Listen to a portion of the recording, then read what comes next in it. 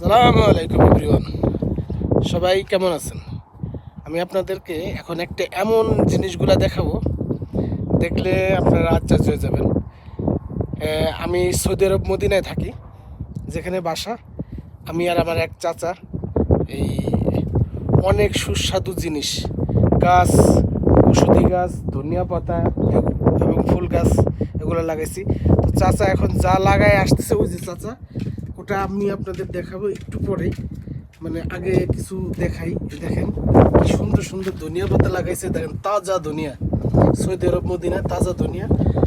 আজকে বহুত বাতাস, ঠান্ডা, শীতে খুব ঠান্ডা লাগতেছে। সাথে ছোট খেজুর গাছ, এই যে একটা ফুল গাছ টবে লাগাইছে। আর এটা তো আপনারা জানেন অ্যালোভেরা।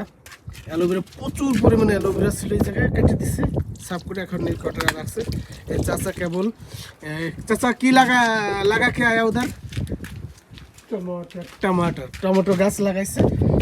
এটা হলো নেনা গাছ, নেনা চায়ের সাথে খায়, চা দিয়ে চায়ের সাথে ই করলে পরে খুব লাগে। এই যে আমি আপনাদের নিয়ে যাই, এই চাচা কেবলমাত্র টমেটো গাছ লাগাই থুয়েছে, পানি টানি দিয়ে দিছে। আমরা টমেটো কয়েকবার খাইছি, লাগাইছি, এখন আবার খাওয়া শেষ। তা এই যে লাগাই দিই, এই যে এখানে এই যে এটা বেড়া দিছে, এই দেখেন, এই দেখেন, এই যে গাছ লাগাইছে, এই যে এগুলো সম্পূর্ণ গাছ লাগাইছে। আর এটা হলো পাইপ, পানির পাইপ, প্রতিদিন পাইপ দিতে।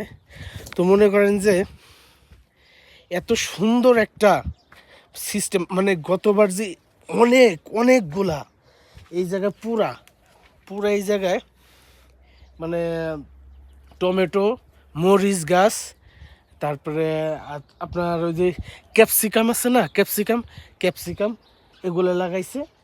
আমরা দুজন মিলেই লাগায় তো এগুলা এই বাস প্রতিদিন পানি দেই। আর এটার মধ্যে কোনো সার, কোনো কিছু দিন, আল্লাহর রহমত আছে। এই সৌদি আরবে আমি মাটিতে শুধু গাছ লাগায় যদি পানি ঠিক মতো দেওয়া যায়, এখানে যে এত সুন্দর গাছ হয় আর এত তাজা গাছ হয়, তো অমাইক একটা আল্লাহর নিয়ামত এই জায়গায় আছে।